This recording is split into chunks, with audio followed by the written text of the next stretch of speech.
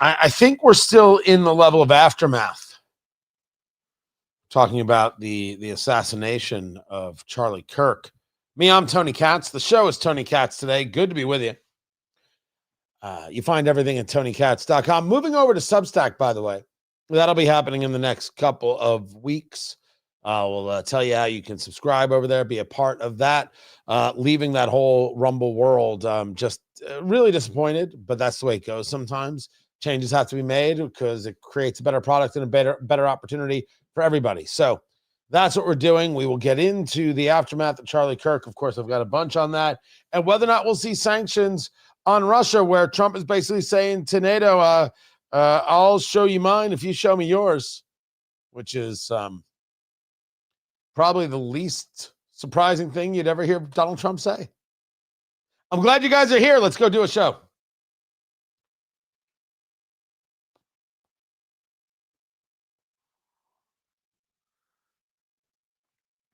I never said you couldn't say what you want to say. You could say anything you choose to say. There are consequences for your actions.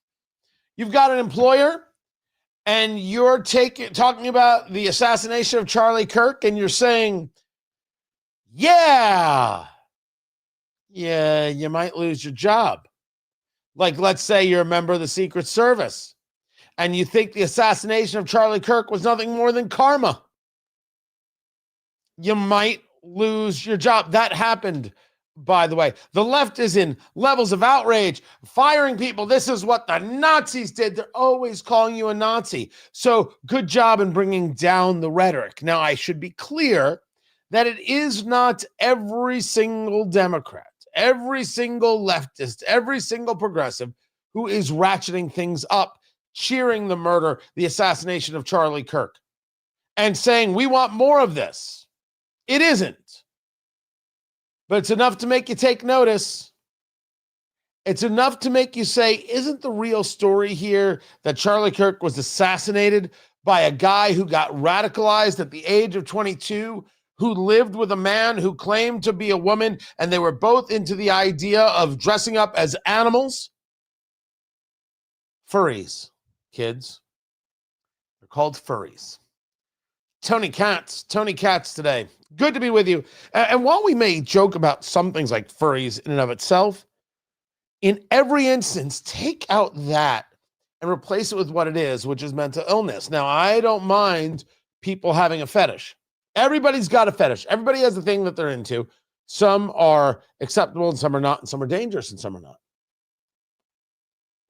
But if you are involved with someone who thinks that they are another gender, that person's mentally ill. And it is clear that the suspect in this case, again, I do not use names, this 22-year-old who grew up in a life that would, to a lot of people, seem standard and normal and run-of-the-mill and very, very suburban white, he was radicalized. Absolutely radicalized. By whom? By what? By how many? These are all questions. But is there any real difference to the idea of, I came from a normal home and now I want to kill Charlie Kirk, to I came from a normal home and now I want to kill all Western civilization because I'm an Islamist? The answer is no. Radicals exist everywhere. People can be radicalized from any spot, brainwashed from any spot. They were just normal young girls until they met Charlie Manson.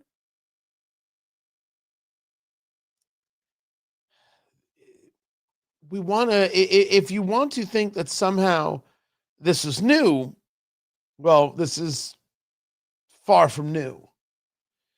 If you want to ask how these things happen, how can somebody go down this road of becoming so radicalized, they say, the only thing I can do is assassinate Charlie Kirk. Well, that's a worthy question.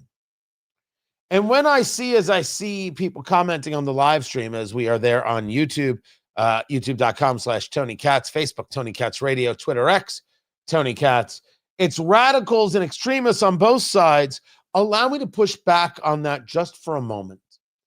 No, it's not. No, it's not. No, it isn't. No, it's not. It's not. No, it's not. Even if you wanted to take a look at January 6th, you are more than welcome to do so. A riot indeed. A riot indeed. An insurrection? Absolutely not. If only so far as no one has been charged with insurrection. And considering half the people you threw in jail were invited into the Capitol, I don't know if the direct number is half, but you get my point. People engaged in violence should be in jail. But none of them said, I'm going to go after person X. Like the Bernie bro went after Steve Scalise. Like this guy assassinated Charlie Kirk. Like Butler, Pennsylvania, and he tried to assassinate then presidential candidate and now president of the United States, Donald Trump. No. It is not both sides. And we are not going to somehow pretend that we can have this conversation without addressing the thing as it is. When Ilhan Omar was shown to be the Jew-hating bigot that she is, and it was Republicans that wanted to censure her, Democrats forced the hand to say that we oppose all this type of hate. That wasn't the conversation. No one wants to hear about your Islamophobia nonsense talk. Fear of Muslims. Fear of Islamists, you bet. Fear of jihadists, absolutely Islamophobia. Stop talking. It was about something specific with Ilhan Omar. And then it got clouded by saying, well, you see, it's all these things. This is not all of these things. This is about people being radicalized to a level of progressiveness, from a level of progressiveness that leads them to the place that the only answer is to kill the people they disagree with. This is indeed what happened. The shooter is not cooperating with police. The boyfriend, from everything I am reading, is cooperating with police. That's where this stands. That's where we are here. But even to the more of this, and we've had word from Kash Patel, the FBI director, that fingerprints on the towel and fingerprints on this absolutely connect this person, this killer, with what happened. So they feel, at least in the public pronouncements, that they're confident that they have the right person, that this is going to happen, and this person is going to be found guilty. And as Governor Spencer Cox from Utah explained, Utah has the death penalty. I do not know what they're going to do in this case. But we've seen a lot of people cheer. They're singing songs, things I can't play for you on radio. Come now. They're excited. They're thrilled. They're overjoyed. Ha ha, he got shot in the neck. Ain't that great? It's a lot of cheering of death. It lets you know who they are. And it lets you know exactly what time it is, how serious the situation is. I said this last week. I have said this to everyone I know. I'm saying it now. This will not end. It won't end. The only way out is through. The only way out is through. We have to get through this. And that is going to take time. A lot of time. Do you think that magically, somehow, these people, these hateful, vile people, are going to stop? Not going to stop. Are they going to stop calling you Nazis and bigots and fascists, whatever other name they can come up with because they disagree with you or you disagree with them? No. No. They're not going to stop. Like Jews wandering the desert for 40 years. Why do you think it took 40 years? They were that bad at directions? Nobody had a map or a compass or said, wait a second. I remember that tree. We should turn left. All right. No one? Stop it. You wandered 40 years in the desert to get rid of the slave mentality, being a slave to Pharaoh. That's why you did it. Does anybody question If Hamas was destroyed today, you think the Palestinians could self-govern? You're going to need 2 generations to get the hate out of their heads. What makes you think that a political left ideology that for 10 years has been told that Trump is the threat? And then, of course, you have the Dobbs decision and the overturning of Roe v. Wade, which for 50 years the left was taught was their religion. Religion was terrible, but abortion was a religion. That's what they were taught. That's what they were shown. You think that you're going to get now all of a sudden these people say, okay, we were not going to be so hateful? No.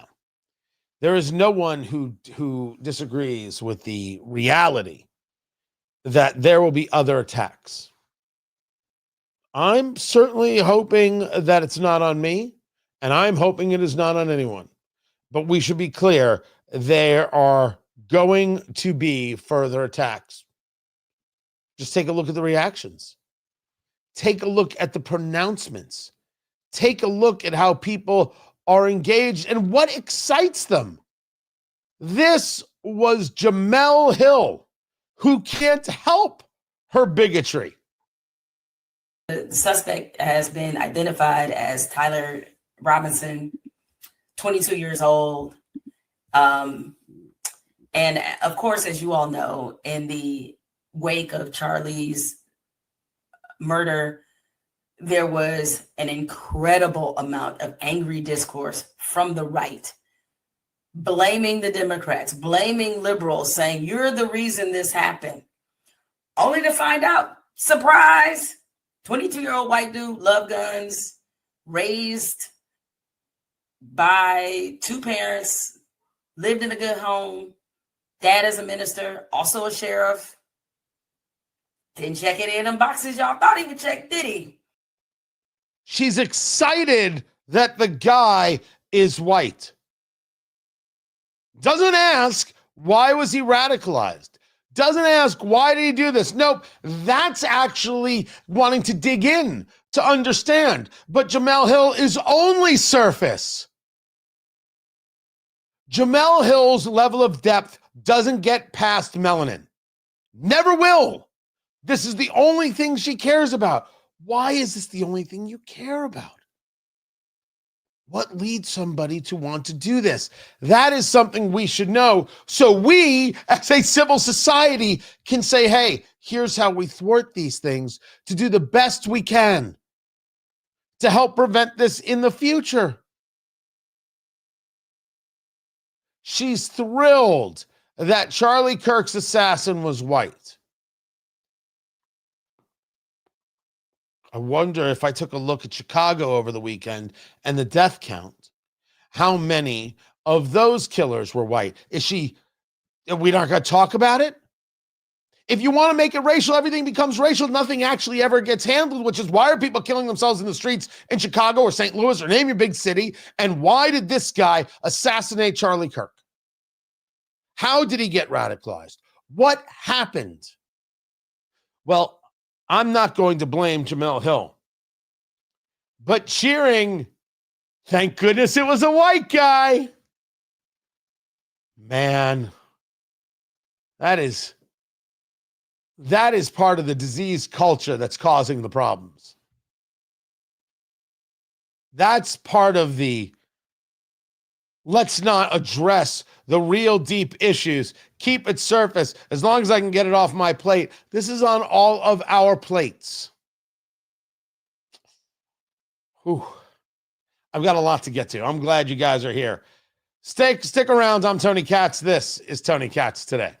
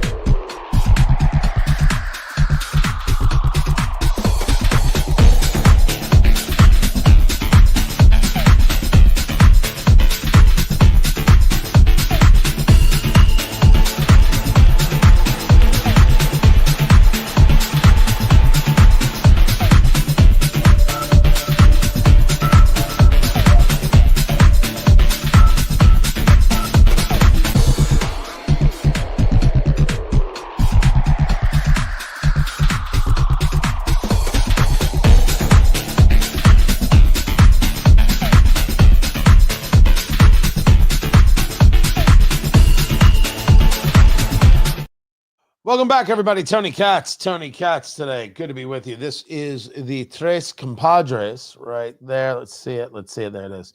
That is from Christoph. This is a Nicaraguan Puro. There's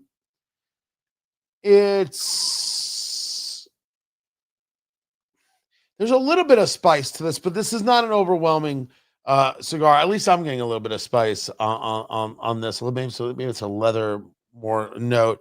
This is a softer cigar. This is a fine cigar for the morning or the midday right here. Yeah, I have much more on the fallout, the aftermath, the whole conversation of cancel culture, and the left is so outraged. All I said the first time around was, I think it's okay to note if a woman is attractive, and then you called me a sexist and a predator and demanded I be canceled. All you said was, I'm super glad Charlie Kirk is dead, and now let me sing a song about it while I wear my company uniform. And the company said, sorry, you can't work here anymore. That's not cancel culture. But even if you were to agree it was, even if you were to say, oh, they got canceled for their opinion, you should note their opinion. We should.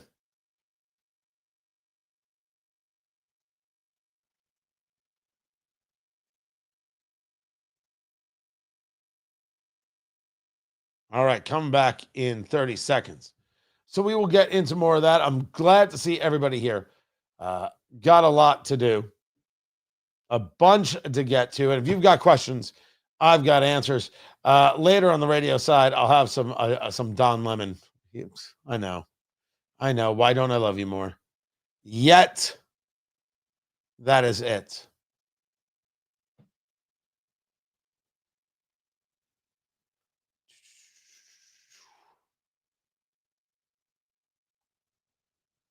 What is going on here? Is this about?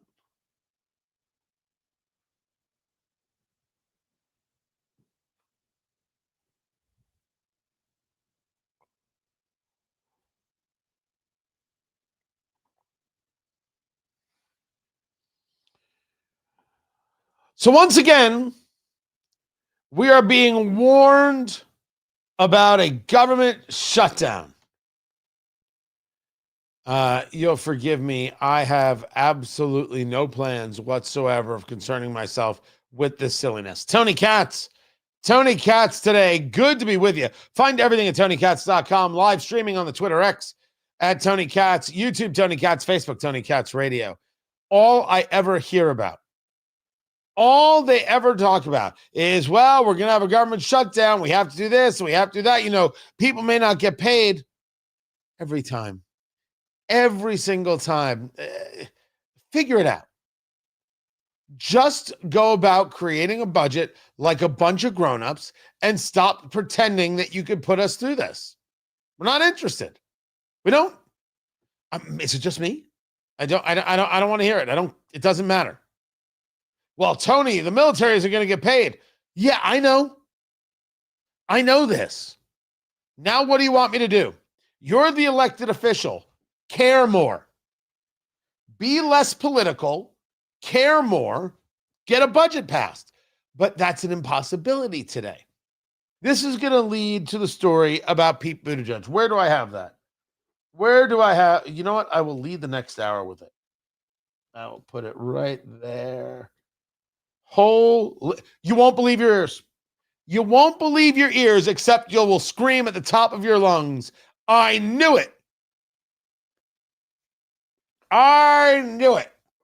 Now, I can go with the comments.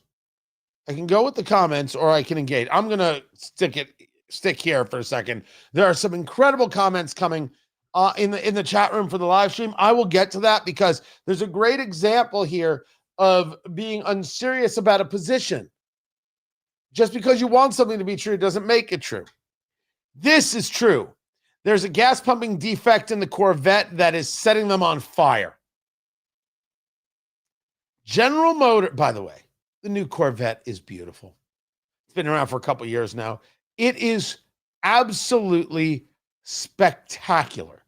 Love it. I have not driven one yet. I am not so sure if I got in it, if I could get out of it. I'm unsure. I'm a big guy. I'm not sure about it at all. But I do have a 1999 Miata. Got for my kids so they could learn about cars and learn stick, and we could like do an oil change easily and a bunch of other stuff. Like it was a car you could work on. And I've been driving it because my kids not great at stick yet. Me like the wind, and I love it. I think I look ridiculous in it, but I love it. Anyway, the story here is that this guy is refueling his car, his 2024 Corvette Z06 catches fire.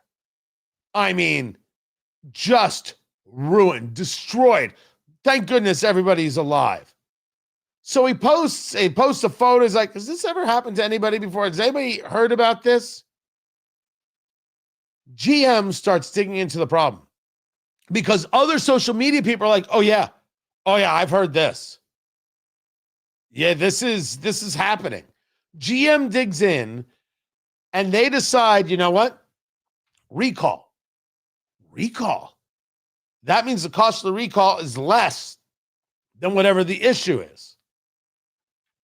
So what's happening is a cooling fan that runs even after the car has been shut off could blow spilled gas on the engine and it could catch fire.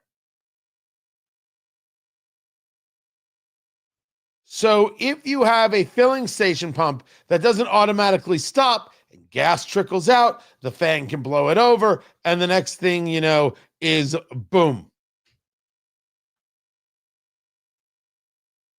That's crazy.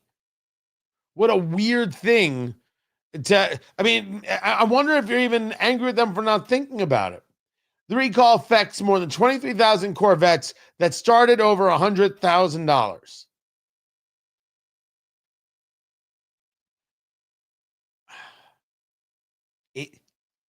I was almost going to say, I do not know if it's worth it, but I would be wrong. Who am I to decide what's worth it?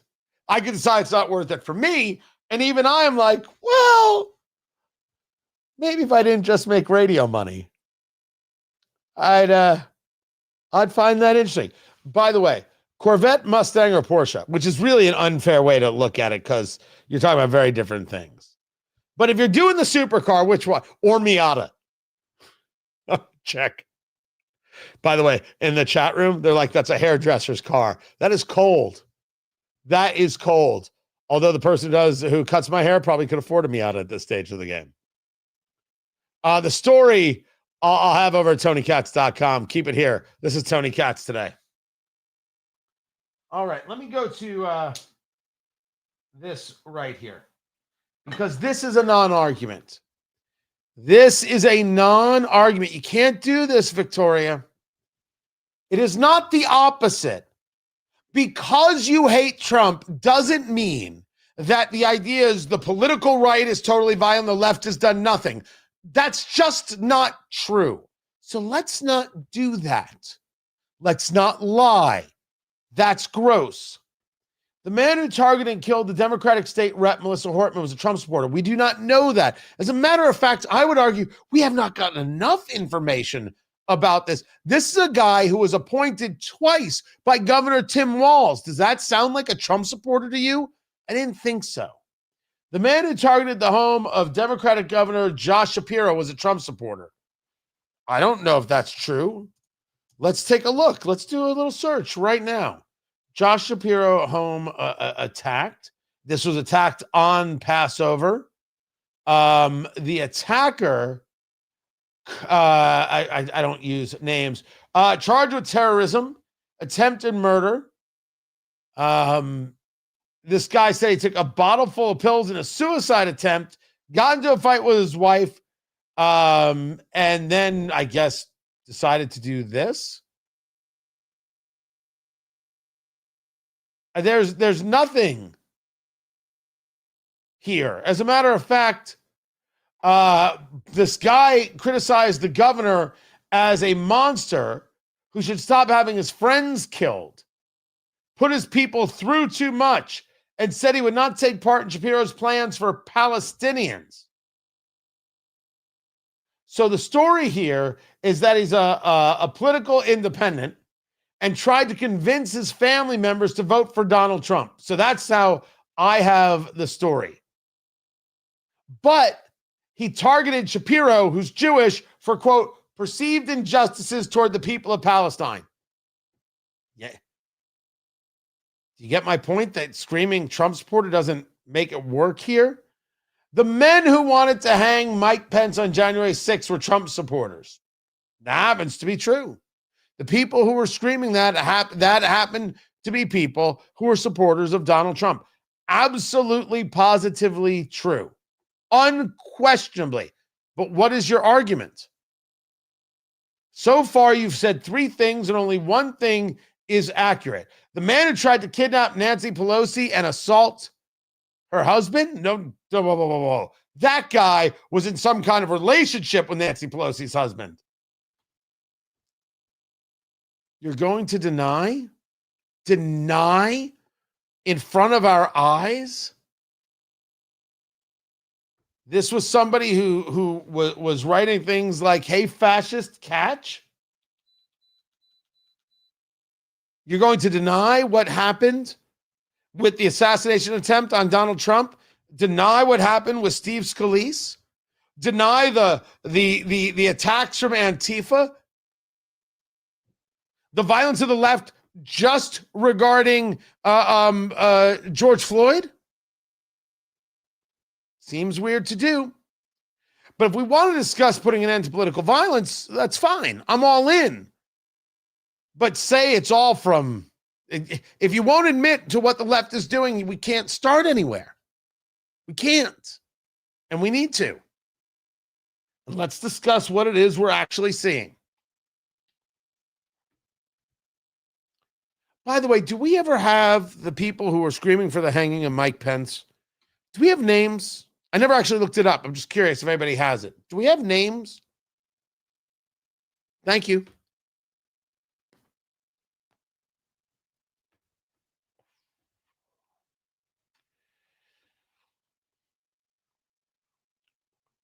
Smoking the Tres Compadres from Christoph Cigars. Excellent cigar for the midday. Nice and easy. Tony Katz today. Good to be with you. Yes, I do smoke cigars during the show. I don't know. Other people do other things. Me, I have myself a cigar. Will we see sanctions taking place against the Russians? Well, President Trump wants it. Says that he wants it. Is arguing for it.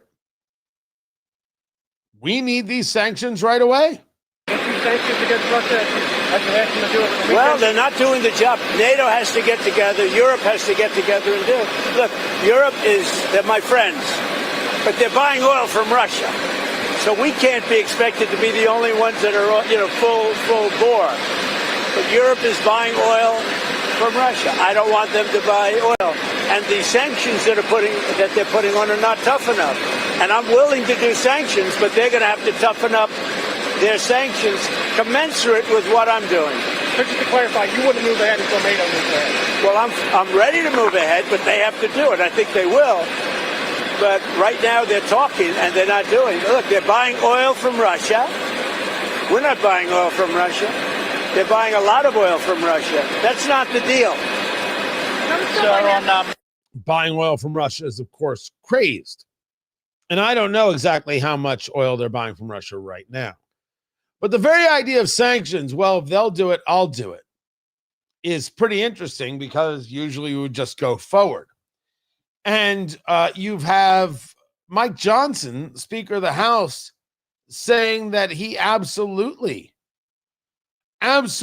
favors the idea of sanctions. When Lindsey Graham, Republican of South Carolina, says, as he did this weekend, now is the time for Russia sanctions. President Trump opened the door on tariffs against India and China as a way to create economic leverage to end the war in Ukraine. Where do you stand on all that?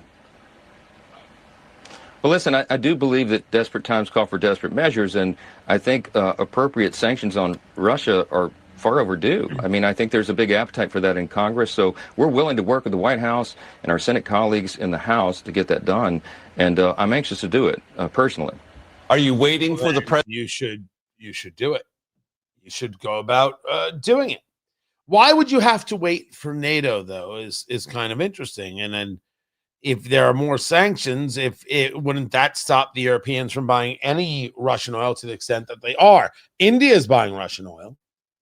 And these sanctions aren't going to necessarily affect there unless the plan is, can I get Europe involved so we have a more united front so we can get India to stop with this madness of buying Russian oil? But India is going to say, we've got ourselves a thirsty nation that would like to get out of poverty, and they need energy, and we're not going to be told no. Leave that to the side for a minute. Let's go back to the baseline question here, which is about sanctions, which is really about what is it that we're seeing regarding Russia and Ukraine, and is this something that can be ended?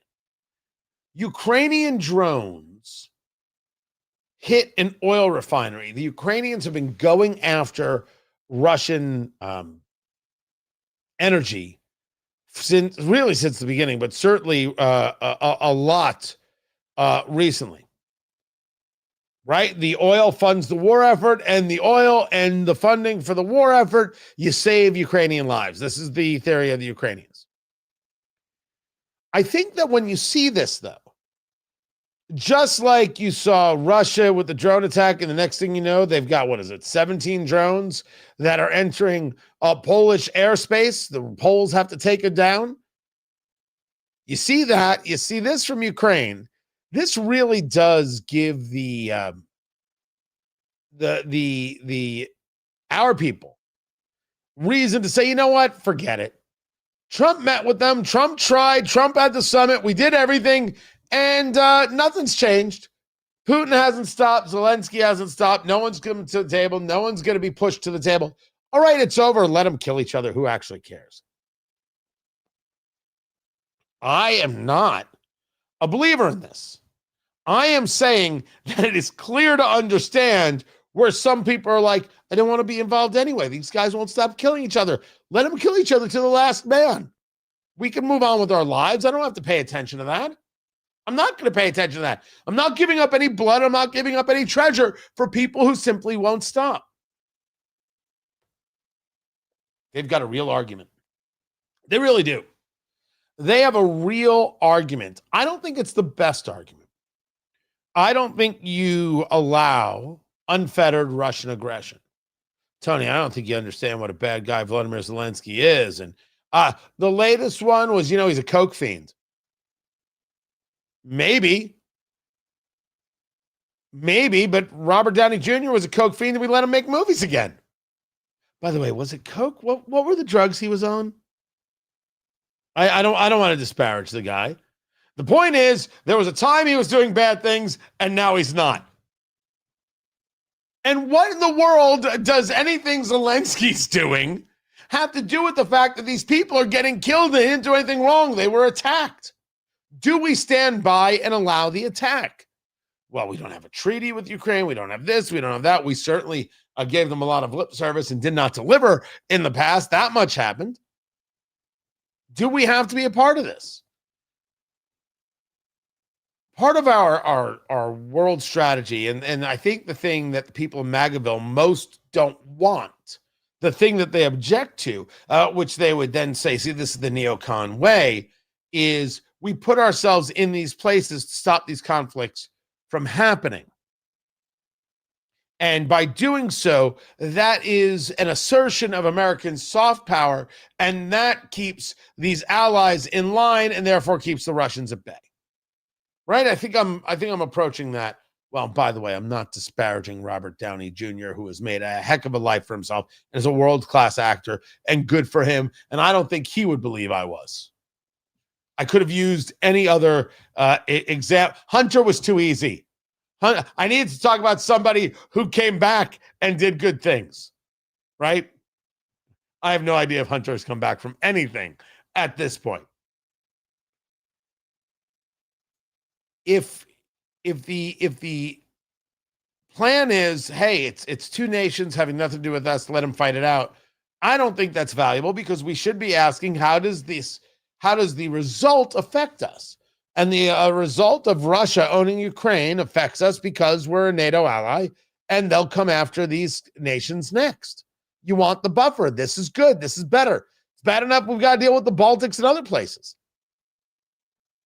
You want the buffer, you want the thing, and you don't think that people should simply be invaded. Now, maybe you could argue that this is the idea of not having entanglements with other nations. You have to protect you.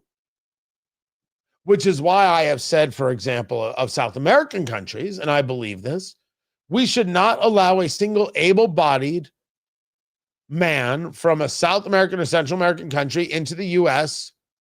To enter. No, you have a country, you have to go fight for it.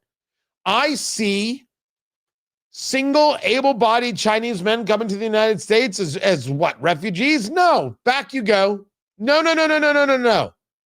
No way. Anybody who trusts that is out of their mind. You have to go fight for your nation. Now, the question is, should we assist in any level of a fight? And that's where it has always been for me with Ukraine. And I said, I will give them bullets, I will give them guns, I will give them tanks. But I'm not giving them any people. And even when we've discussed the idea of Patriot systems and missile defense systems, that's going to require Americans on the ground to work these systems. I have real issue with that.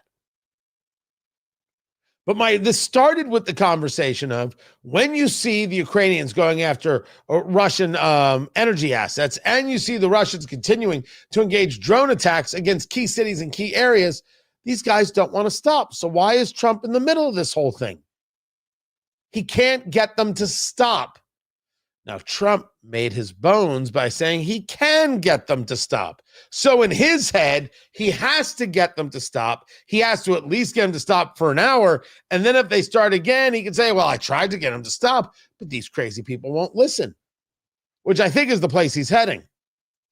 As for why I won't put out a sanction until they put out a sanction, I wonder how much of that is particular to the idea of Russia, or really sending a message elsewhere about if any nation should buy Russian energy.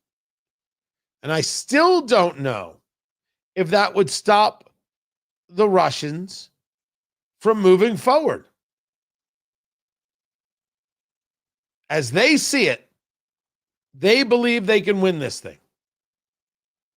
As they see it, they can kill more Ukrainians than Ukrainians can kill Russians.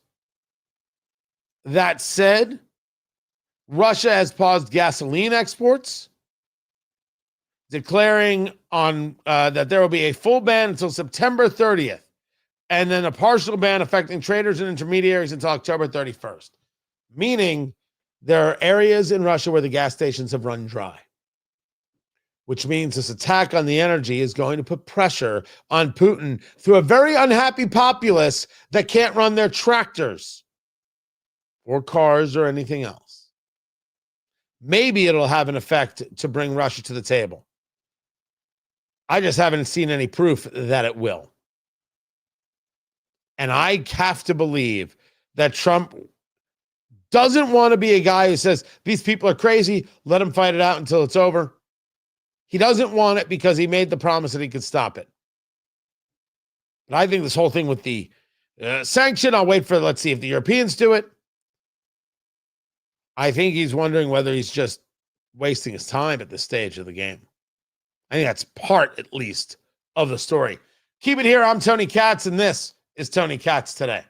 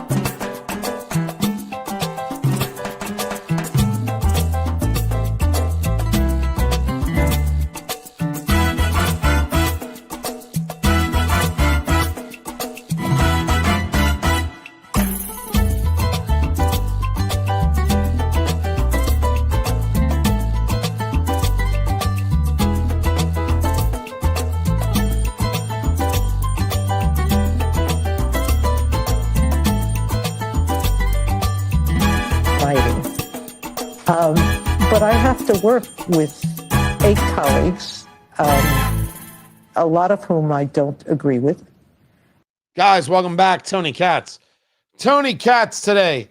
Good to be with you. I'd ask the question, Corvette, Porsche, or Mustang? So first, Dusty with the spelling mistake there.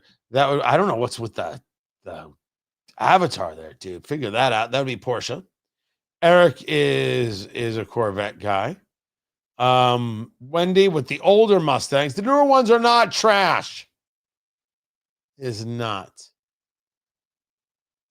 The Mach-E is not a Mustang. It's the electric Mustang. It's fun, not a Mustang. Just saying. And producer Landon, his father is a 66 Mustang in Candy Apple Red. All right. So there that is. Me, the answer is yes. That's all I'm saying. The answer is absolutely and positively, no question whatsoever. I take them all.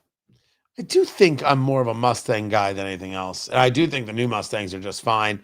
Not a Fox body guy. My wife used to have a Fox body. Oh, no, don't get me wrong. Foxy body. But I'm talking about the car. Used to have a Fox body when I first met her. I have thought about finding her one. But she's not into cars enough to see. So the argument is she's not into cars enough when I discuss it. If I brought it home, she'd be like, that's awesome. So that's what I think it is. Maybe it's all a ruse. She's not a ruse person. She would say it point blank. So anyway, I'm glad we were able to break down a lot of the nonsense. And by the way, the nonsense regarding the violence on both sides. I will not tolerate this conversation too well. There is one side that is proactively calling for violence and engaging in violence. One side. If you want to tell me you want to do away with the violence, I'll say to you, fine. If you say there's too much political violence, I'll say fine. But you must say the words the way they are. Here's how they are. The left has been supportive of violence, advocating it, pushing it. Tell them to stop. The anti-Semitism, it is theirs. Tell them to stop. You can say this about a series of things. You just have to honestly discuss it. Can't be fear. Can't be full of fear. Say the words as they are in all the situations. Go ahead. No, you go ahead.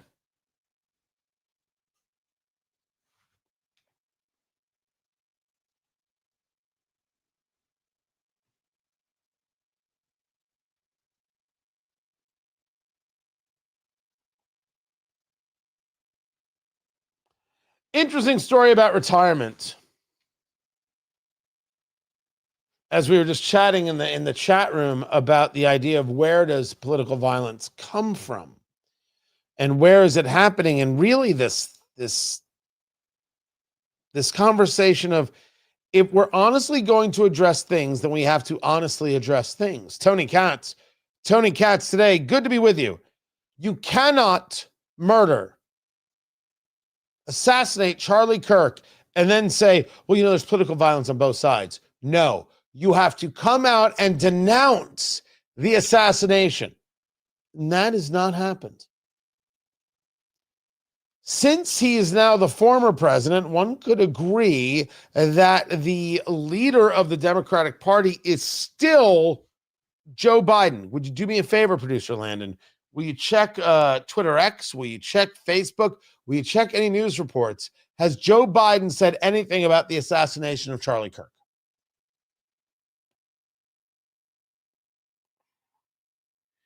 the whataboutism, it happens on both sides, is a conversation that could happen later. And it's a conversation that I don't even mind. But to say, well, look at what the right's doing. No. It is this murderer, this kid who came from a seemingly very normal home, got radicalized, took to a rooftop, and assassinated Charlie Kirk. How does that happen? What was the cause of that? And it is obvious from the things inscribed, from the having of the trans boyfriend, one can say there was a radicalization that took place. By the way, the trans boyfriend is, last report being assisting the police. The suspect is not in any way, shape, or form. Right? The suspect is not. By the way, President Biden, there is no place in our country for this kind of violence. It must end now. Jill and I are praying for Charlie Kirk's family and loved ones. Well, that's very, very sweet to put out on the day of. What do you mean this kind of violence, though? And this is exactly the point. Even he won't say violence from the left must end. Maybe it's because you said that Donald Trump is the greatest threat to our democracy. Maybe it's because you said Donald Trump is a genuine threat to this nation. He's a threat to our freedom. He's a threat to our democracy. He's literally a threat to everything America stands for. You said that on June 28th, 2024. Maybe it's because in December of 2023, you said Trump poses many threats to our country, the right to choose, civil rights, voting rights, and America's standing in the world. But the greatest threat he poses is to our democracy. If we lose that, we lose everything.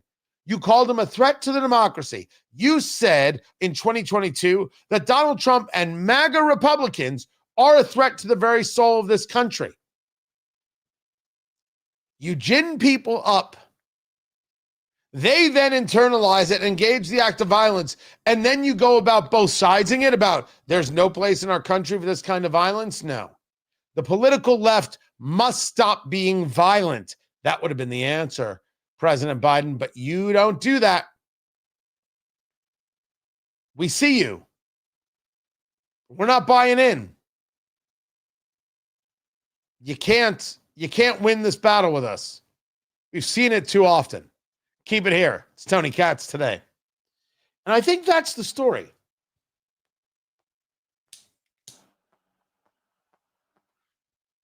As we take a look at this person in the chat room, and I don't mind someone disagreeing with me in the chat room. I don't mind people posting things. You'll notice I share things of all types. You can't say that the violence comes from the right. You have to start by denouncing what happened to Charlie Kirk. So I would go back to Victoria. Are you willing to denounce what happened to Charlie Kirk? Yes or no? Are you willing to denounce it? By the way, you got a whole bunch of this wrong. A whole bunch. So you were trying to do the whataboutism. You were trying your best, but you didn't do the thing. First of all, you don't have all the facts. You tried to put together some facts. Why not say that it was wrong? Why not say that the left has absolutely ratcheted up the heat and has been searching for a lone wolf, and they found one to try and kill Donald Trump, and now they found this guy? To your point, Tony, murders happen every day, so why are we surprised this happened? Let me keep it back up there. Sorry. First, it's a real problem that murders happen every day, and we talk about them. We have not forgotten that just days before talking about Charlie Kirk, we were talking about Irina Zaritska, who was stabbed to death on a light rail in Charlotte for being the white girl. And even if she wasn't stabbed to death for being the white girl, she still got stabbed to death. And you know, the left told us when we talked about this story, you only care about this story because she's white. Well, the guy did say, I got that white girl. He said it twice. So maybe that was part of the story. We are talking about these things. We talk about the violence in cities and people killing each other. And you know what we're told by the left? The streets are safe. What are you talking about? The streets are just fine. So yes, that murders happen every day is part of the problem. But this was a political assassination. It's different. And we're going to say so. Guys, we're in the radio break, so we're going to take the break right now. I'm glad you guys are here. Hang loose, kick back, relax. We'll be back in just a bit.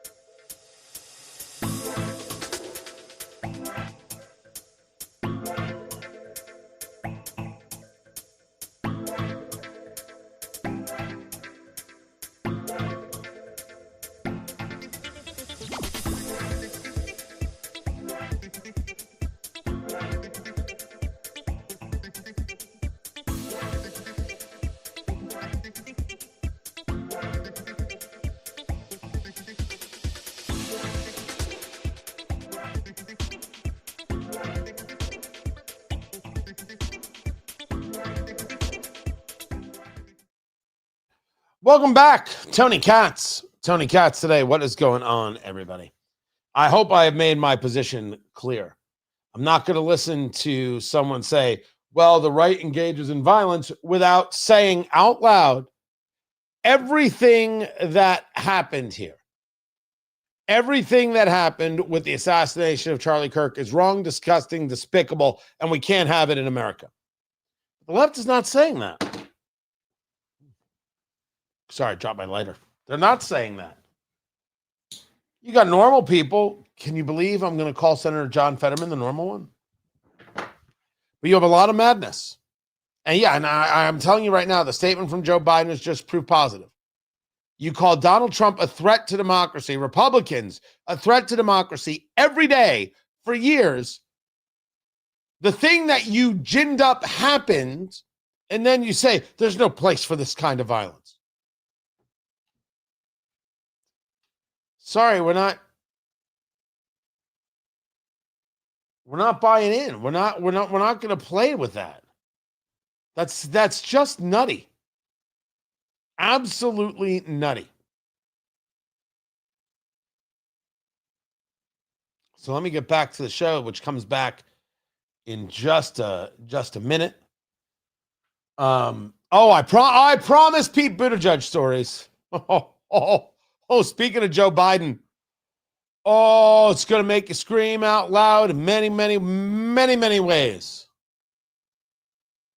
I've got that story for you.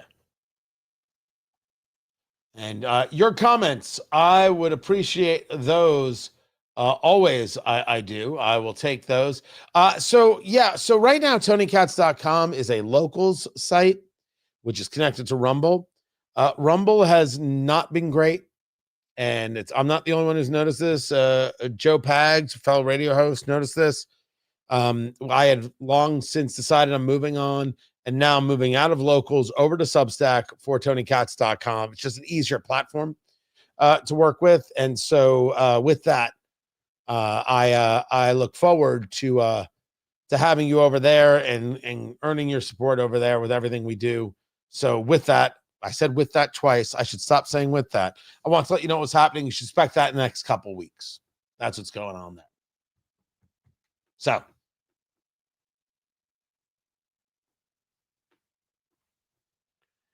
I have said before, and I will say again, that Pete Buttigieg is the smarmiest dude. Remind me, I also have to get to this real estate story. A smarmy guy. Indecent, a fraud of a human being, a guy who is solely focused on every single level with what happens to his career and is not connected to actually caring about the nation. Allow me to prove it. Tony Katz today. Good to be with you. You could not have been worse at running the Department of Transportation than Pete Buttigieg. The guy who would say, look, I'm riding my bike to the office, but didn't show you that the SUVs would take him to about like less than half a mile from work, and they'd park, and then he'd pull out the bike, and then he'd ride. You never saw that video? The video is gold. Gold. He adopts children with his husband, and then they're taking pictures like they just gave birth. Sorry, that's just That's just ugly and weird and all sorts of nonsensical. But this one was the big one. This is the one that's going to make you scream. And I don't want you to scream. And if you're driving, I want your hands on 10 and 2. I want you to be focused. This is the headline. Ex-Transportation Secretary Pete Buttigieg, a story from the Washington Times. Ex-Transportation Secretary Pete Buttigieg says Biden should not have run for re-election. Why not, Mr. Secretary? Why not? Why should Joe Biden not have run for re-election? Was there something wrong with Joe Biden? Was there an issue? Did you know something? If you knew something, why didn't you tell us? I mean, I thought if you see something, you say something. So why, oh, why did you not tell us anything? Is it because you are such a craven political monster that your chance to run for president, your chance to have power was so important to you and the country of such little importance to you? Like we know the people of East Palestine, Ohio were of such little importance to you. Like we know the ports of Los Angeles and Long Beach were of such little importance to you. However, declaring highways racist, that was very important to you. All these things mattered so little and your power mattered so much that who cares what happens to the country as long as you get yours. In his own words. You were in the president's cabinet, of course. Do you believe it was recklessness for President Biden's inner circle not to intervene sooner? He should not have run. And if he had made that decision sooner, we might have been better off. But it literally was his decision. Nobody else was able to make that decision. What the bloody heck does that mean? It literally was his decision. Nobody else could have made that decision. If the cabinet had come out and said, this guy is not all right, if the cabinet had just put the country first, put morality first, put decency first, put being normal first, and said, this guy's not all right, you think he would have run? You think he'd be the nominee? You think it could have given cover to a lot of people who already knew that this guy wasn't okay? He wasn't okay. You said nothing because you wanted power, or worse, you're such an absolute coward, Pete Buttigieg, that you couldn't bring yourself to be honest because it might mean some people say some not nice things about you. You need these people to say nice things about you and maybe give you donations to future campaigns. I don't know, maybe for governor of Michigan, maybe for president, like you're ever gonna be president. Then again, it's the left. Who the bloody heck knows what they'll do? Because they won't look introspectively. They won't look and say, if he had just been somebody of strength, maybe Joe Biden doesn't run. Maybe Kamala Harris has more than 107 days. Maybe she learns how to actually campaign. Maybe we get somewhere. Or maybe, just maybe, the Democrat says, if these people have been honest about Joe Biden, we could have had a real primary and we could have picked a candidate who could win. But because you, Pete Buttigieg, and the rest of your cabinet are such a bunch of anti-American cowards, you screwed over the 14.5 million Democrats who already voted for Joe Biden in the primary. You prevented an honest primary from taking place where other candidates could have come to the fore. People of strength and character. I know what you're saying. It's a Democratic Party. There is no strength and character. But compared to Pete Buttigieg, these people are amazing. You screwed over all those people. You rogered them but good, is what you did, Secretary Buttigieg. You hurt these people. You prevented them from having their say. And now, months later, after the books have already been written, and Kamala Harris writes her book about 107 days and says, I think it was reckless for Joe Biden to run again. She's calling him reckless. She could have come out and said, this guy can't run the country. 25th Amendment, who's with me? She could have done it. Could have done it quietly. There were a lot of ways to do such a thing. Nothing. I was going to get into this later. We'll do it now. I was at an event over the weekend. The Hoosier Leadership for America Summit. It was put on by Senator Jim Banks. Full disclosure, I was not paid a dime to do any of this. There was a dinner. They paid. I am as upfront as anybody else about these things. I was not handed a check. I did have a meatball. This conversation about leadership came up, and I was one of the speakers there regarding media and leadership, and how does media work to build the next generation of leadership to the extent that we could, the extent that I believe that this show is doing just that. And I stated that part of leadership is not about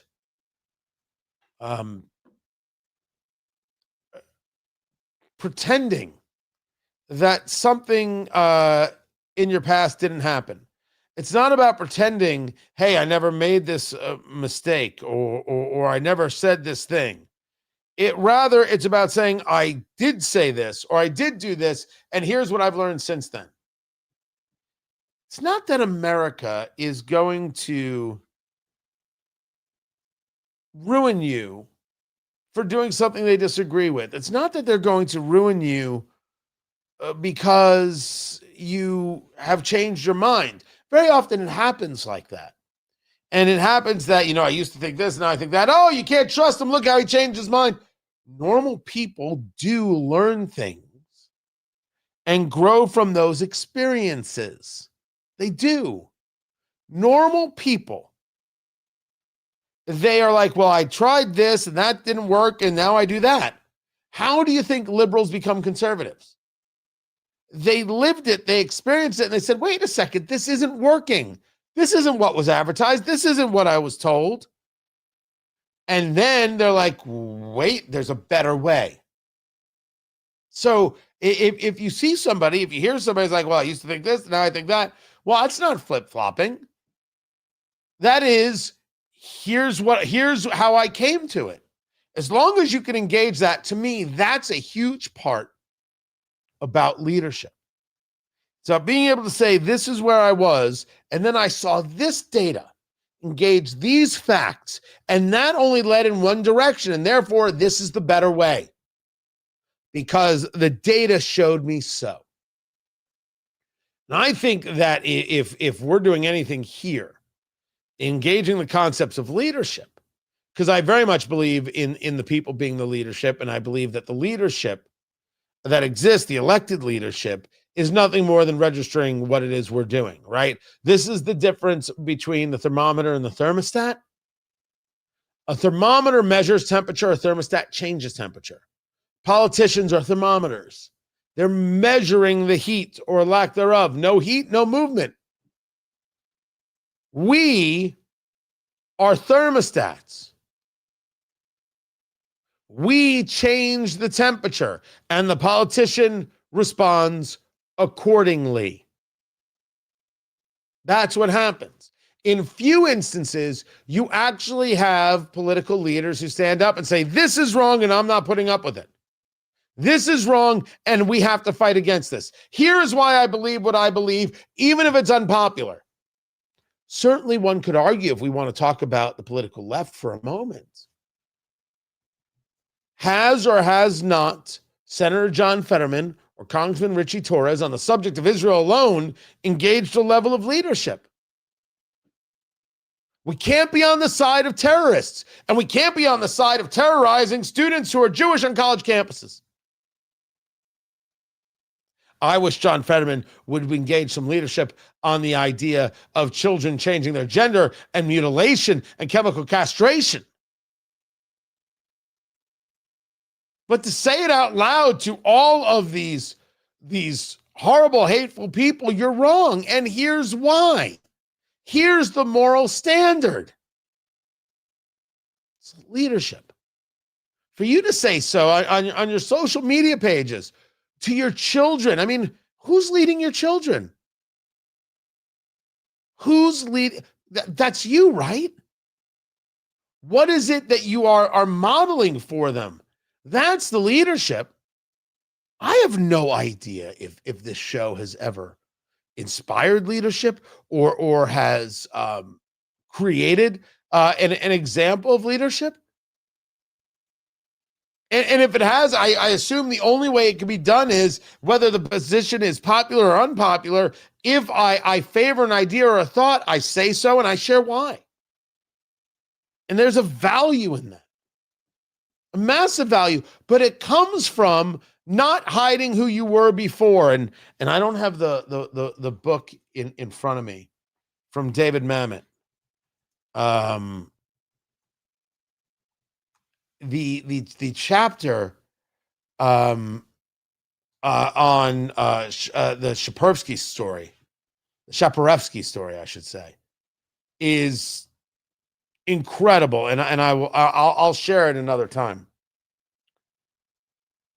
You can't say, or you can't put out there that you engage leadership or want to share in leadership or have leadership abilities when the moment is tough and you hid. When the moment was tough and you didn't say so. Right? You must say so. Pete Buttigieg, in stating this, is saying that he never engaged an ounce of leadership. He said it was a mistake for Biden to run for re-election, but never stated that Joe Biden shouldn't run for re-election. Did you care about the country at all?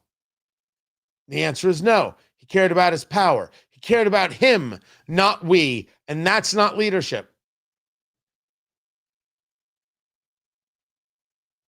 So the idea that he's saying this now, you're going to now start you see even more Democrats. It's like when they say, man, I can't believe how bad Joe Biden was. I didn't notice it at first. It's the whole Jake Tapper thing all over again. They think that somehow this absolves them of what they've done. And we know far better. No, it doesn't. I'm Tony Katz. This is Tony Katz Today.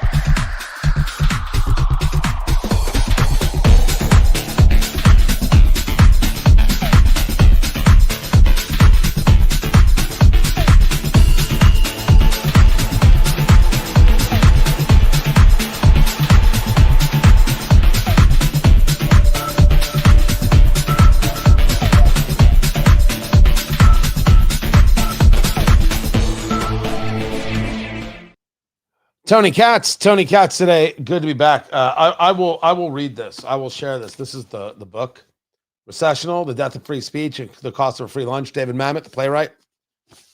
This has been an exceptional read, and I admit I read slow. I always have, because I really spend time going over every word. I'm like, would I say it like that? What does that make me think? And I can never get through it. It's why I can't write a book, although I need to. I'm going to write about bourbon and barbecue. I'm writing about steak right now, really about grilling in general. But this is there's a fantastic story in there that I want to get to with everybody. Want to talk redistricting for a little bit as well. And then we'll get into some more of cancel culture regarding Charlie Kirk. The left is outraged by this. People losing their jobs. I am not outraged. I'll remind people now, and I'll talk about it probably on air when the radio show comes back, when I think he was with the Eagles, Deshaun Jackson, wide receiver, was pushing out fake Hitler quotes. I said on this show, don't fire him. Don't do it. Explain to him why he's wrong, why that bigotry is valueless. But don't fire the dude. Don't do it. Not a believer in cancel culture. Your company might fire you because you're cheering someone's death, and then you say, hey, welcome to Delta Airlines. Can I get you some peanuts? Would you trust a drink from that person? It's like, would you trust a doctor who is yelling Free Palestine? Because I would not. And I do indeed check. Let's talk redistricting.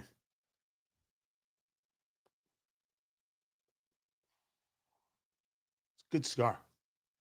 The Tres Compadres from Christoph, Glenn Case over there. This is a very, very good near daily smoke you can do right here. Worthwhile.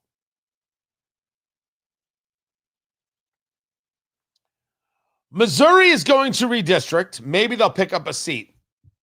I'll say it again. I favor the redistricting. Tony Katz today. Good to be with you. Find everything at TonyKatz.com, live streaming on the YouTube and on the X and everywhere else. Heard in many, many places around the country and trying to grow. Hey, it's a tough road, but we are tough people. Missouri has made this decision, and I would like to see every red state make this decision. Did I always favor the redistricting when the subject first came up? When the subject first came up, it came up for my beloved Indiana, and I said, why are we discussing this? We have 7 of 9 congressional districts in Republican hands already. I don't know if we need this. I don't know how it would work. Then I saw California. Now, this all comes from Texas, engaging a mid-decade redistricting where they believe they will pick up 5 Republican seats. California responded by saying, we're going to redistrict and take away 5 Republican seats. That's an act of retribution. Upon staring at the subject, studying the subject, redistricting is a political process. Your local state reps can redistrict the congressional maps, decide where the boundaries are. There's nothing wrong with that. And the people of that state can then vote out local representatives if they don't like what has happened. You say to me, well, fat chance of that. I'm telling you how the process works. The process of retribution is an absolutely horrific process.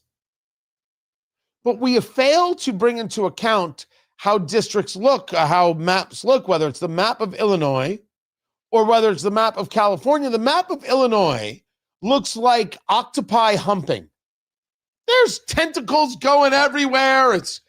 The districts are nuts. No rational district is drawn like that.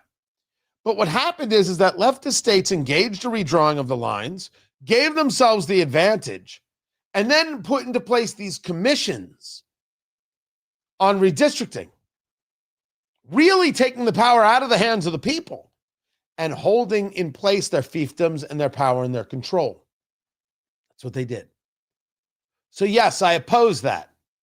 And I oppose the idea that somehow the political right has to play by some rule the political left has set up when they never set it up for themselves. They're only setting it up for others. Redistrict. Absolutely. It is indeed political. And by the way, a gamble. If you were to redistrict, for example, my state to try and win 2 other seats for Republicans, what happens if you don't win? What happens if it costs you somewhere else because you had to take a little bit from this district and a little bit from that district, and you misunderstood the map? Of course it's a risk. Of course it's a gamble. It's high stakes as it was described to me, and I agree with that terminology. But I also believe it should be done. I believe that that is part of this fight. And it is a fight. I know people don't want to use the words right now. Oh, too violent. Oh, too soon. It is. But it's a fight on the ballot box. It's far different than Senator Chris Murphy saying something dark is coming. You assassinated Charlie Kirk. The something dark is here. States should redistrict. And my state, Indiana, should call the special session, and very possibly your state as well. This is Tony Katz today.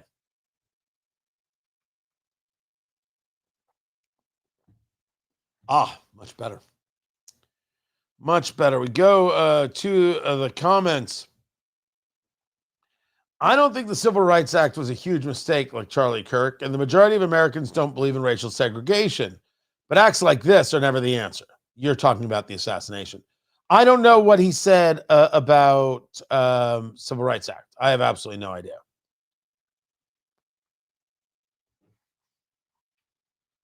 And we can have any discussion you want about the Civil Rights Act. One of the things that I have always opposed is that certain restrictions were taken off the southern states a few years back, and the left went absolutely nuts. Do you think Alabama of 2025 is the same as Alabama of 1955? Because if you do, that is horrific. I don't think that the Germany of 2025 is the same as the Germany of 1935. Should I for forever hold them in the most ill regard? Today's German? Absolutely not. That is an awful thought. But the Democrats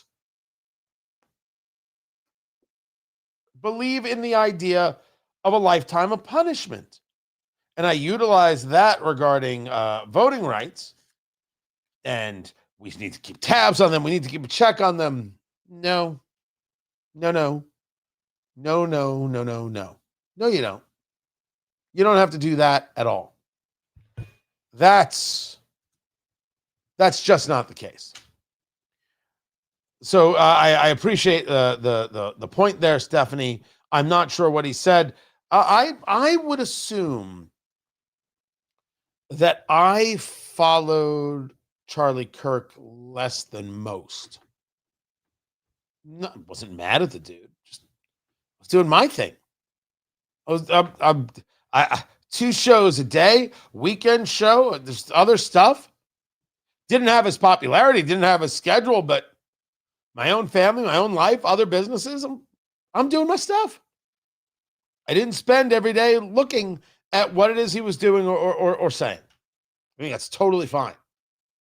Not everybody is doing the same here or doing the same with me, which is, of course, just nutty because you should be paying attention to everything I say.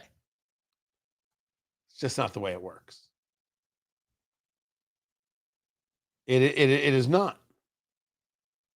So if somebody wants to tell me what it is, he said, that would be great. And then I don't know who this dude is. Oh, this guy's cursing a lot. I can't share that. Can't share that. I deleted a page by mistake. Let me get it back right here. Thank you very much. Somebody talking about who in the world is this dude? Is he a gamer? Streamer and influencer and left-wing political commentator. Have you ever heard of Hassan Piker?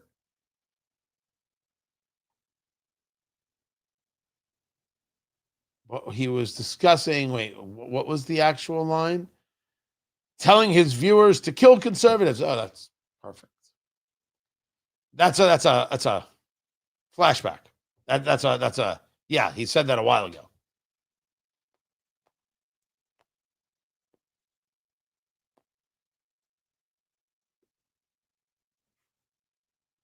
Wait, is that actually his nickname? Hamas Pike? I don't know who he is. That's my problem. I don't know every hateful schmo out there. That's my problem is I spend too much time offline.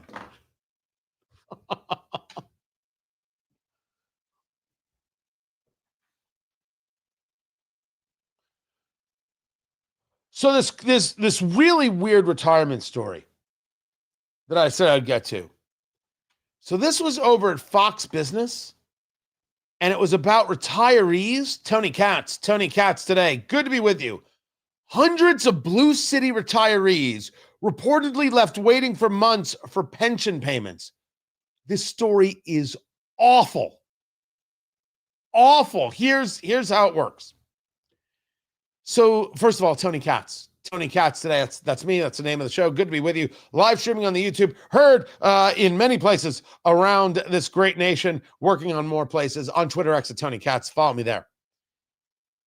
So what happened was that about 300 retired city employees in Houston are waiting to receive their pension payments. So what they were told is, hey, we'd like for you to accept an early retirement. They want to cut payroll. So accept the early retirement. We're doing some reductions, and we'll get you a retirement package, and we'll get you these payments right away, and then boom. So normally in Houston, they have 39 retirements a month, but more than 1,000 people accepted the buyout. They said, okay, we'll retire. We will retire. Okay. Well, they did it, and they were told it'll be about 30 to 60 days before you start receiving a pension payment. And they haven't yet. And now they're talking about they're regretting retiring. I need the money. I was told I'd have money. The money hasn't come. The mayor is saying, sorry, that's not my job. The mayor, John Whitmire, pushed back against the system, stressing that he has no authority over the fund. Well, if you have no authority over the fund, why aren't you at least demanding that the fund pay out the people the way it's supposed to? What are these people supposed to do? You promised them something. Now, if you want to argue they're fools for trusting the pension system, you can, but it doesn't change the fact that they were promised something and it hasn't been delivered yet. How long are you going to take addressing the issue? They brought on additional staff, and they've received more than 13,000 calls regarding the missing payments. Yes, I believe that is indeed true, that you've received 13,000 calls. Keep an eye on that. That is a very, very large story right there. As for cancel culture, we've been hearing a lot about cancel culture after the assassination of Charlie Kirk. And we're seeing headlines like this from News Nation. Companies implement social media policies after Charlie Kirk's death. I think for a lot of companies, they were surprised that they would have employees saying that they were employees, with bios saying they're employees, saying, oh, I'm glad he got assassinated. Look, here's a guy in my chat room calling Kirk a vile racist and anti-American. Statements like that don't do anything. Make your case. What did he say that was racist? What did he say that was anti-American? We'll wait. But putting that out there doesn't do anything. It doesn't move anything. I share it here on the show as a way of utilizing you as a part of the serious issue. Claims and proclamations are not facts and data. Show us. Explain yourself. Show your work, as the kids would say. The Carolina Panthers football, NFL, had to fire somebody for being glad that Charlie Kirk is dead. MSNBC, NASDAQ, FEMA, the Secret Service, Delta Airlines, the CEO saying employees who made social media posts about Kirk's murder were suspended because the posts, quote, went well beyond healthy, respectful debate and were in, quote, stark contrast of our values and our social media policy. The left is outraged by what it is that they're seeing. They're outraged by the idea that they would be held responsible to their words. The question before us is, why in the world would you be amazed that you are held responsible? Well, Tony, I was told that conservatives don't believe in cancel culture. They were so upset with cancel culture, and look at everything happening now. Look at these people being canceled.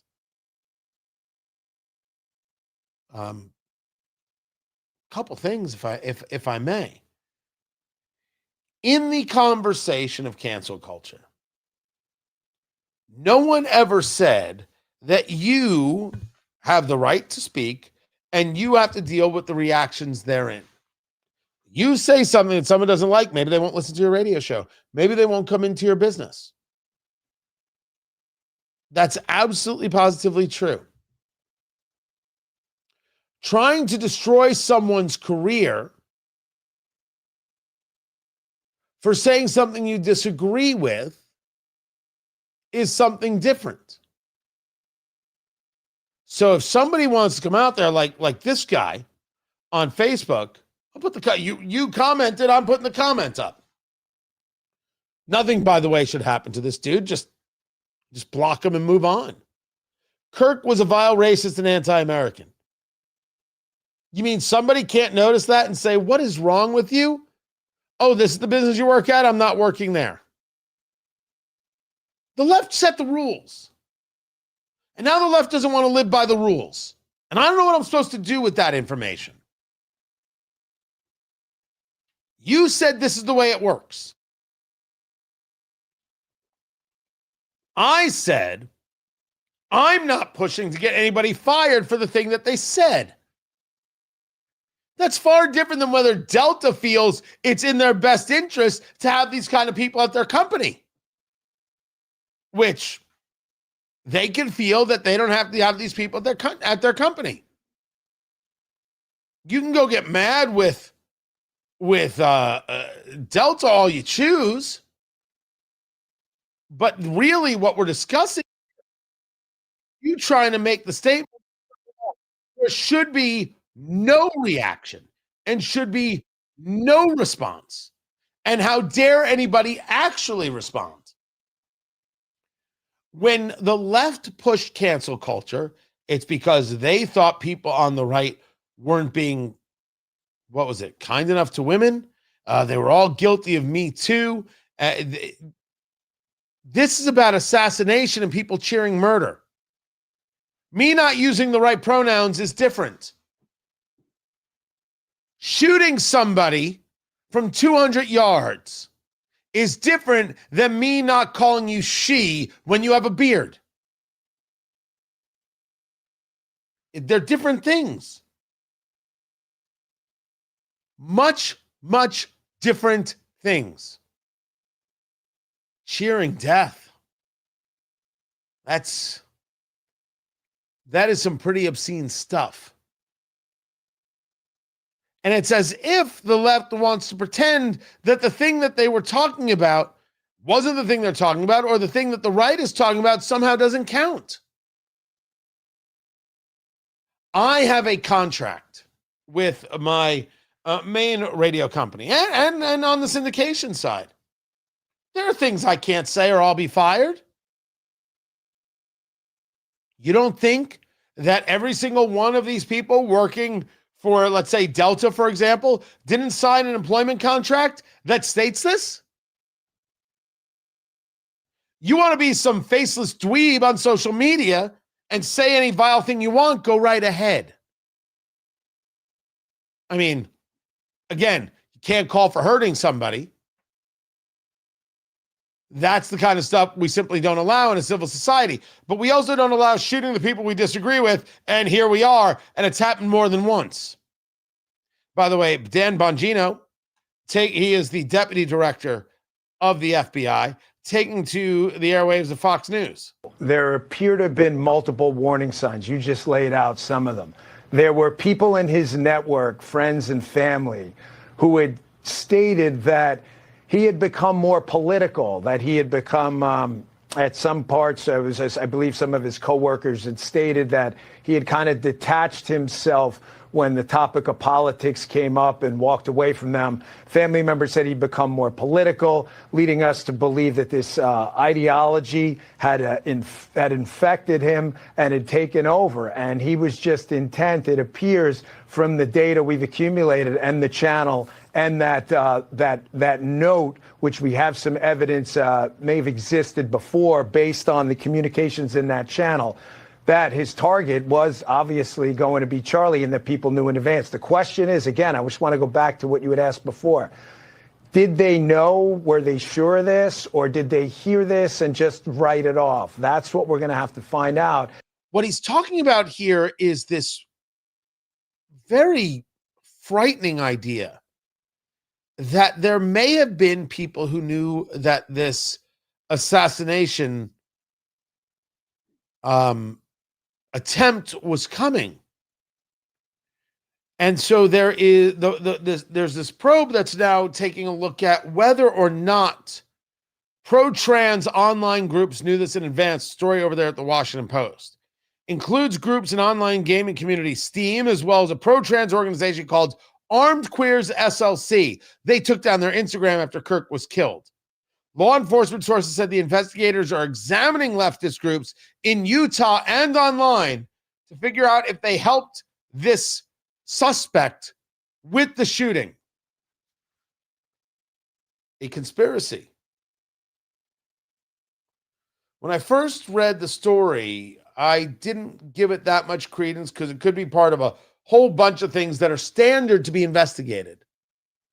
To hear the deputy director say that, well, investigate away. And as for people cheering his death, and I'm not sharing every single thing that every single person has said, you cannot be surprised that that might cost you your job. This is not a question of free speech, but rather, employers indeed can state we have standards. And cheering for death is not our standard. Does, however, seem to be a standard of way too many people on the political left. Keep it here. This is Tony Katz today.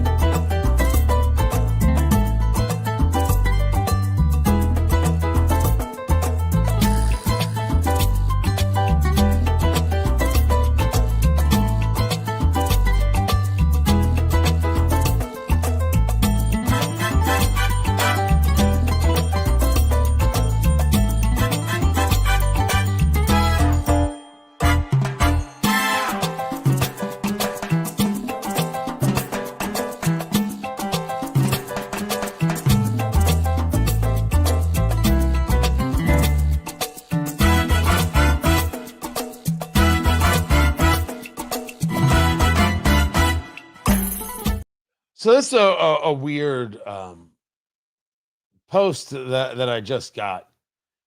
This was on Twitter. I have lost all respect for you and will discontinue listening to you and the name of station. And my response was, what would make me believe that you were listening before?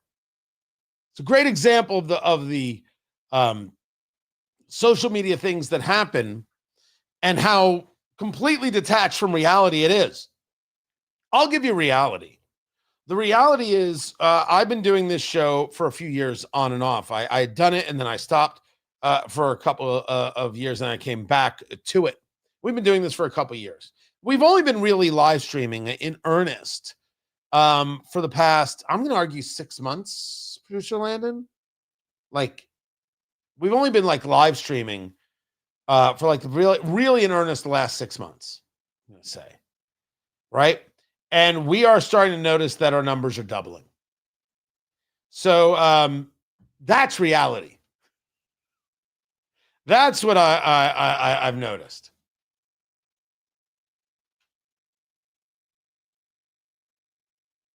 You need a Zoomer to... Is Zoomer Gen Z? Is that what Zoomer is? Because I'll tell you right now, my faith in Gen Z is high. I know what just happened, but it is. It is high. I should get into that. I should discuss that. And yes, Tony, that the killer's partner, boyfriend was transitioning. Oh, absolutely. Absolutely. This is a guy who was radicalized, and we need to address that. We need to discuss it. How do we stop that from happening? There's a huge part of this, and I am a guy who has some ideas about how to address something, but I did want to get into. Should I go back to this and this quote that I was going to tell from Mamet? Should I do that or not? You tell me. You tell me, because this is really just, it's about leadership and a whole host of things going on. But I've been trying, the Charlie Kirk story is so large. So large. And not to have people not listen to this show. The vice president filled in for Charlie Kirk today, and we're on at the same time. I'm like, I'm not going to carry it. Some people are like, you should carry it. I'm like, I have a show to do. I have sponsors I'm responsible for. I can't do that. Capitalism is still real. But this story is so massive and now it's so many pieces to it that it is dominating. But I wanted to get to other things. So we talked about Russia, Ukraine, talked about Buttigieg, talked about redistricting and this other stuff. I haven't even gotten to the TikTok deal, which I'll get to this week. We'll see what deal comes through. But I will get to this. And yes, I have heard that the roommate is absolutely cooperative with police, but the suspect is not.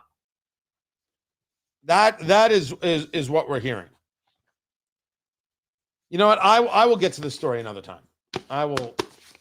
David Mamet. I will get to that. I will keep it here. Maybe I'll hit it tomorrow when I've got a little more time. I'll be able to bring it up.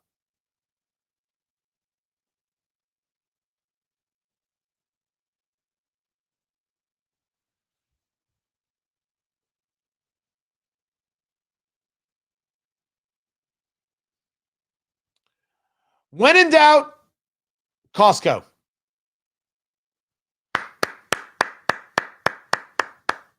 Just me?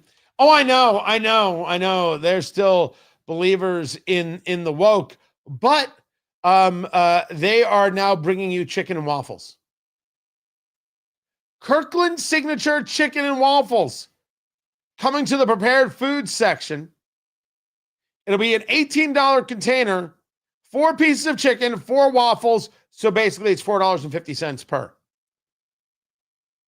By the way, 4 waffles, 4 chicken thighs, fried. That's for one. No, just me? No, not just me. That is for one. Right now, I could do 4. I could do chicken and waffles. Oh, do I love? And it comes with the chicken. 4 pieces of chicken, 4 waffles, and you also get the syrup, the maple syrup, and hot honey, which hot honey is a little overdone. There's too many things doing hot honey these days, and that should not happen. And then there is balsamic vinegar pearls. I want to say for the record, yeah, I don't think I can I don't think I could abide to this. And someone said, add these to pizza, thank me later. Oh, that I can approve of. That would make perfect sense right there. And then pot pie. Full disclosure, I don't think there's anything wrong with chicken pot pie. I have never once said, man, you know what I could really go for? Chicken pot pie. I think it's the kind of thing that mom used to make. That's perfect on a fall or winter day, like shepherd's pie, and there's ground beef, and there's mashed potatoes. You're like, oh, this is perfect. But I had never woke up and was like, you know what I could use? I could use some shepherd's pie. I don't know if I'm alone in such a thing. If I don't know also if this is something you can get. Oh no, you take this home. You take it home now the pies they do are excellent. I will admit the pumpkin pie from Costco is exceptionally good. Exceptionally good. Yes, I'm going to try it. Of course I'm going to try it. Everybody knows that I'm going to try it. I'm just saying that I have never woken up and said pot pie. That's for me. I've also, we should get into how I am an anti-stewite. I don't understand stew. Soup, I understand. I don't understand stew. I don't know. Maybe I've just never had a good one. Maybe that's it. See, we talk about all the hard-hitting things. That's just who we are. This is Tony Katz today. Oh, it cannot be all the heavies, people. It just can't at all. I appreciate you guys being here. I am back tomorrow at noon with more live streaming. Of course, you guys know about Flederman Von Riest. I matched the shirt. That is the Harborside turquoise right there. Come on. There it is. That's it right there. That is a beaut. That is a beaut. You go to Von Riest, R-I-E-S-T-E, go to vonriest.com. Use promo code CATS and get your discount. I just picked up a new one. I'll share that tomorrow. The Chrono Quartz. That's racing inspired. Oh, so good. So good. My kids are fighting over it. I'll share that one tomorrow. Von Riest. Use promo code CATS. Get your discount. And if you're talking about meat, you go to defiancebeef.com. Defiancebeef.com. You just order the whole cow. Order the whole thing. They will butcher it up, send it to you, cryovac frozen directly to your door. Honestly, you're going to need some freezer space. Quarter cow, half, full, whatever it is you need. Mine should be here. Mine should be here soon. I'll show you everything. Go to defiancebeef.com. Use promo code EAT-DRINK-SMOKE. Eat, drink, smoke. Go. That's my cigar and bourbon show if you didn't know it. Heard across the country on weekends. Go to defiancebeef.com. Use promo code EAT-DRINK-SMOKE. Get your discount. Oh, so good. 21-day age. The ground beef is exceptional. If you're going to be doing a shepherd's pie, the ribeyes, the strips, the tenderloins. You could do the porterhouse. A brisket. I still have a brisket to do. That's going to happen soon. So very good. Defiancebeef.com from right here in Indiana and shipped directly to your door, cut to your specifications. Defiancebeef.com. Use promo code EAT-DRINK-SMOKE. Get $150 off your order. Do that today, right there. First of all, look at you. Where's the beef? Well done. Well done. Well played. Right there. I know what stew is. But you see, that's just it, Molly. It's not just a thick soup. If it was a thick soup, I could go with it. My point to you is what we're basically saying is, how do you take the lower end cuts of meat and find a way to serve it so you can have a low cost protein and then create something good around it? It is that system. It's like braising. Maybe it's just me. Maybe it's just my palate. Nothing moves me when it comes to things being braised. I don't know why that is. And by the way, there are a lot of good poor man's foods. My gosh, peasant food is how we eat. And it is awesome. It is so good. I'm just saying that stew just never, ever moved me. And don't get me wrong, shepherd's pie is good when done well. But it's mashed potatoes and ground beef. How can it be bad? How? I've had the ground beef in the tacos at Taco Bell, and you know what I've said? Delicious. It's very hard to screw this up. What about French onion soup? That's soup covered in cheese with a giant ass crouton. Good. But if you're asking what is my soup, it is not chicken soup. No. Although it's good. It's not even matzo ball soup, which I like a very dense matzo ball. No. It is Italian wedding soup. Oh. So not necessarily thick, but spectacular. Italian wedding soup. Real shepherd's pie is made with lamb. Maybe this is why I don't crave it. Maybe I need it with the lamb. Now I'm trying to think if I've had it with the lamb. Why have I only had it? Maybe I'm in the wrong spot. I need a trip to Ireland. Basically, is what I've just learned right here. Basically, is what's going on. Guys, I appreciate you. I can't thank you enough. Join me again tomorrow, and do me a favor, subscribe. Subscribe to it. And yes, we are moving TonyKatz.com over to Substack. That's going to be happening in the next week or so.